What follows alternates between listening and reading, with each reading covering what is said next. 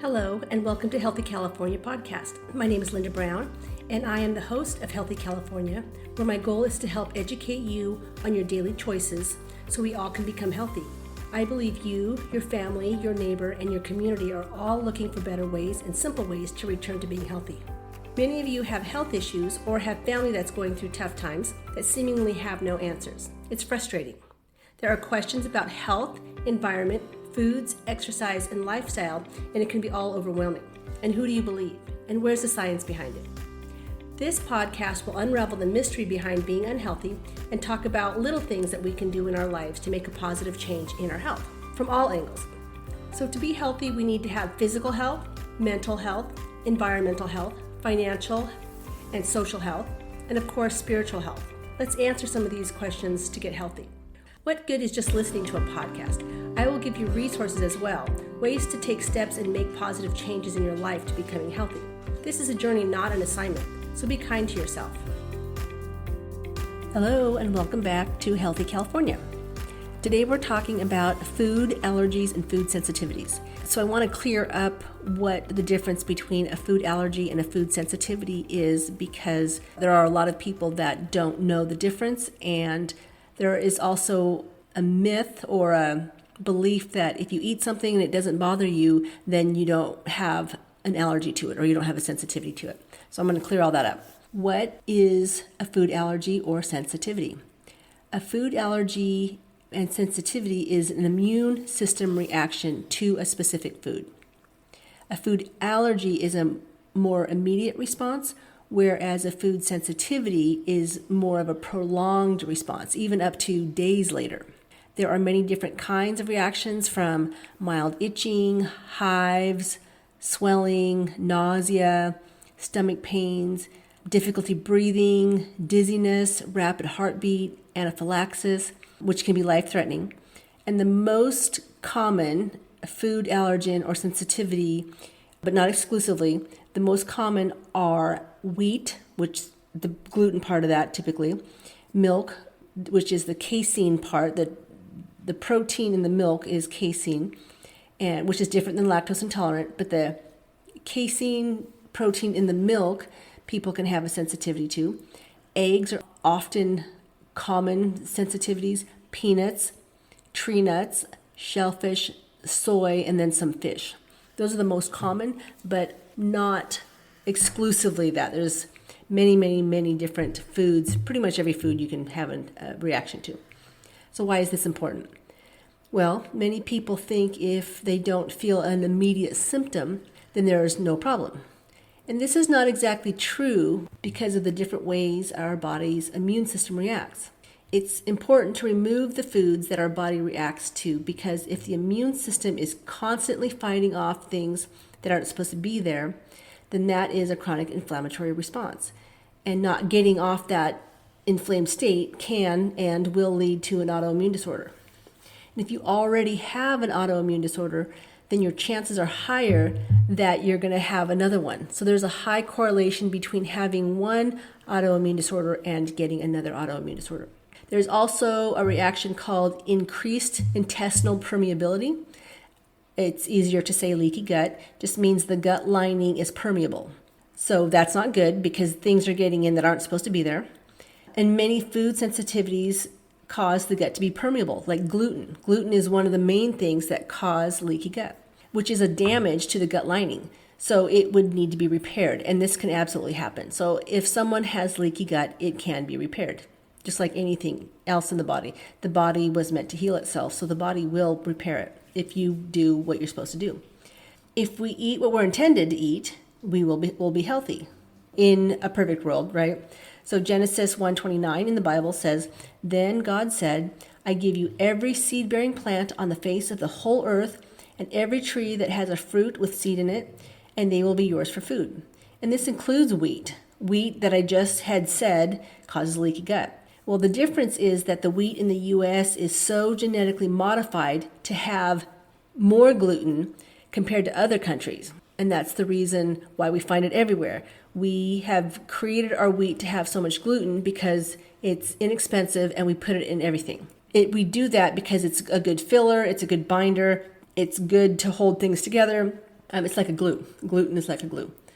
And this is the reason why people can go to Europe and eat pasta and not have the same sensitivity to the gluten there in the pasta than here. And you hear people say it, well, I can eat pasta in Europe, but I can't eat it here.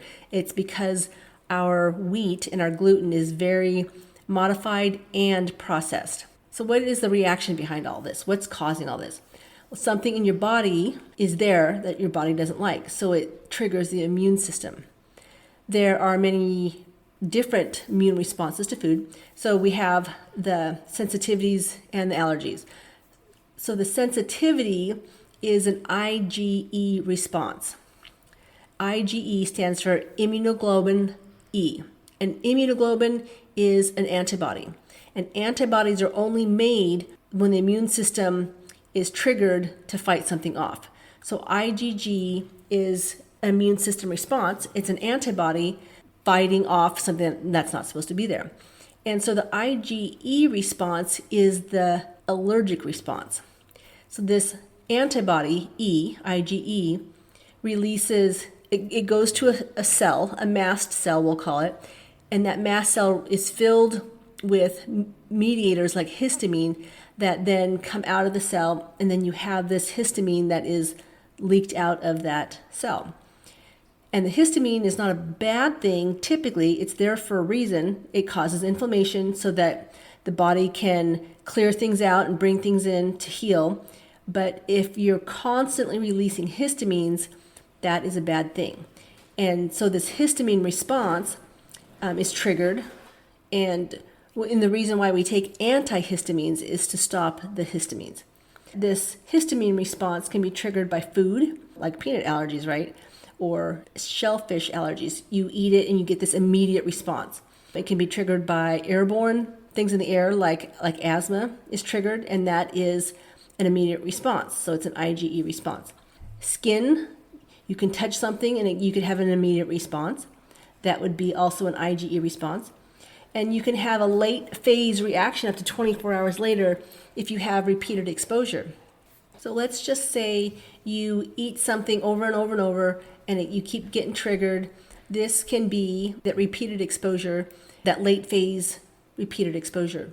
So that's your IgE, and that is your allergic response. And the reason why that's important is because if you were to get blood work done, they would look at your IgE. So the sensitivity, so that was allergic reaction. Then you had the sensitivities.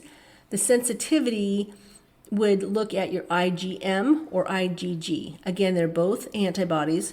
Immunoglobulin M or immunoglobulin G. It's easier just to say IgM or IgG. And this is the more delayed response. It's a sensitivity response. And since it is delayed, then people don't often correlate what they eat to the sensitivity because sometimes the sensitivity is days later. And so when someone says, well, I don't have a sensitivity to this because I can eat it and I'm fine. Well, days later, they could have a headache or they could have a skin issue and they don't correlate it. And so the body is still reacting to it. So it's this constant bombardment of the immune system trying to get rid of the thing that's not supposed to be there, in this case, that certain food. And this constant inflammation is what's leading to autoimmune disorders. And in my previous podcast, you've heard me say that increased inflammation leads to most diseases. So you don't want to be in that chronic inflamed state. So how does this affect you? How do you know you have an allergy or a sensitivity? Well, allergies, I'll give you a rundown of what the difference between allergic symptom and a sensitivity symptom would be. So with allergies, you would have skin rashes, itchiness, hives, swelling. So with allergies, you would have skin rashes, itchiness, hives, swelling, digestive issues like nausea, vomiting, diarrhea, stomach pain, respiratory problems like wheezing, nasal congestion, difficulty breathing, and then there's anaphylaxis, which is severe life-threatening reaction that includes throat swelling, rapid heartbeat, and a drop in blood pressure. So that's an allergic reaction. Sensitivities are the same, can be the same. So sensitivities, again, digestive issues like bloating, gas, stomach cramps or diarrhea, headaches, migraines, fatigue like sluggishness after eating certain foods, skin issues like rashes, eczema-like symptoms. And sensitivities can cause immune reactions. That is delayed, so people don't always correlate it, like I had said. And so this causes a systemic inflammation in the body. And it's because of that long-term exposure that leads to the autoimmune disorder. So the immune system is on overdrive, trying to fight off the threat being food that leaked into your gut, or just in general, the food that got into your system that's not supposed to be there. And we already know that systemic inflammation causes most diseases in the body. So yes, what you eat can cause most diseases in your body. Also, if the gut is unhealthy and 85% of your serotonin, which is your feel-good hormone, is made in the gut, it makes sense that food can cause things like brain fog, mood disorders, depression. And I just want you to think about that for a second. If the gut is unhealthy and 85% of your serotonin is made in the gut, then what you eat and what is making your gut unhealthy is affecting your brain. I'm going to let that sit for a second. All right, so what do we do about it? First thing we do is get rid of the food that's causing problems. And you can do this by getting a food sensitivity test, or you can just start with an elimination diet. And I would rather you do this with a professional so you don't end up giving up so much food that you end up being malnourished and then in worse shape. If you were to do an elimination diet, you would give up all the things I mentioned before, which is wheat, because it has the gluten, milk, because it has the casein. And you would give these up because these are the foods with the most sensitivity. And there would be more, but this is a good place to start. So you'd give up the wheat because of the gluten. You'd give up the milk because of the casein. You would give up eggs, peanuts, tree nuts, shellfish, and soy. That's what I mentioned all before. But then you would also give up coffee, alcohol, fried foods, added sugar or high fructose corn syrup, and then seed oils. All that would be part of your elimination diet. And then do that for 30 days, because it takes about 30 days for your body to kind of get used to not having that. And then you would add in one thing at a time. Like every 3 or 4 days, add in one more thing. Because if you have, let's say, eggs sometimes take 3 or 4 days to see the sensitivity. If you were to eat an egg and then 3 days later you get a reaction or symptoms, then you know it's the egg. But if you add in a bunch of things all at once, you don't know what exactly is causing the problem. So you would want to add things back in slowly. And that will help you determine what you're reacting to. And then if you react to it, you would remove that food indefinitely until you can talk to a professional on how to heal your gut to not be so sensitive. And that's something that I can do for you, is I can do the testing and I can help you through getting rid of sensitivities if it's possible. And for the most part, if you heal your gut, it can be possible.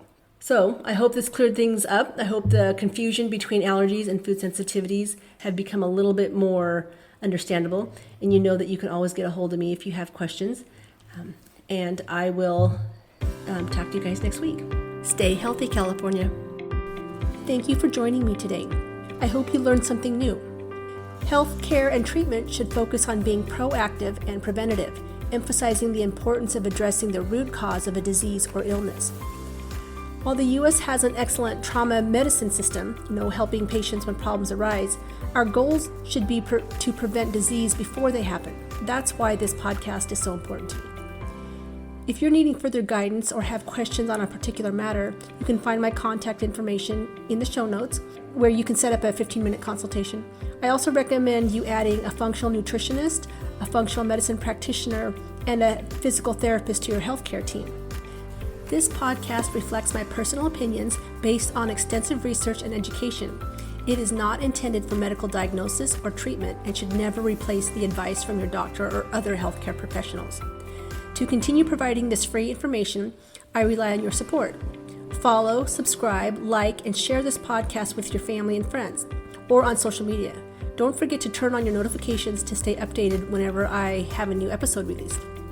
Educating you and empowering you to take back your health is my ultimate goal. By gathering knowledge and implementing small but impactful changes, you can reclaim your well-being. This is a journey, not a quick fix, so be kind to yourself, and I'll be there to help. You got this.